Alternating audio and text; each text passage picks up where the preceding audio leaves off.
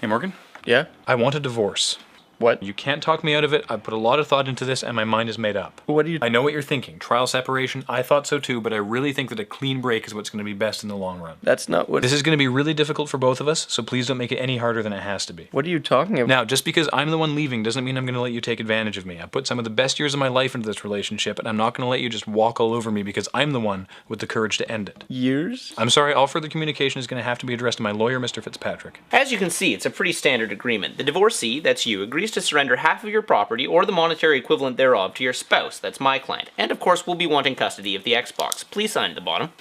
Don't sign anything. What are you trying to pull here? You're railroading my client. You know full well that Mr. Van Humback has earned over half of the gamer points on that Xbox account. But your client barely got any of the achievements in Perfect Dark Zero. Please, you know as well as I do that most of the achievements for that game are only available online, and our clients only have a silver membership.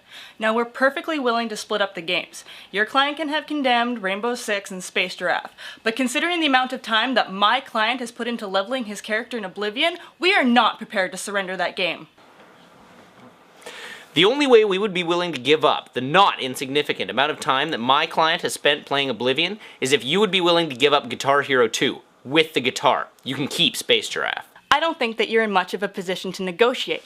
I have here documented evidence that your client was having an affair. This is hardly new information.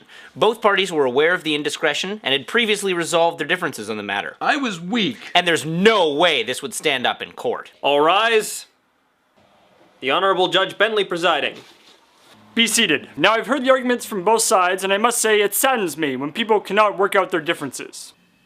One more outburst like that, and I'll hold you in contempt of court. Now, Mr. Fitzpatrick. After deliberation with my client, we are willing to allow Mr. Van Humbeck to retain his album of baby photos, as well as a sweater with the rhinestone cat, so long as my client is granted ownership of the leftovers from last night's pizza, as well as all pizza leftovers currently expected or hereafter conceived. Now wait just a minute. We find those terms acceptable, but we request visitation rights to the Xbox every other Tuesday. First Mondays of the month, supervised visits. Agreed.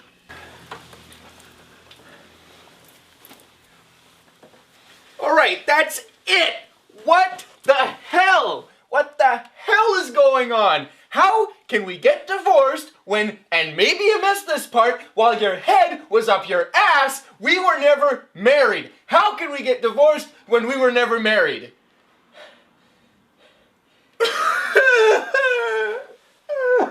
After seeing that display, I have no choice but to grant Mr. Stark full custody of both the leftovers and the Xbox, with no visitation rights. Now get out of my courtroom. You make me sick. Get it. I can't believe that worked. So stupid.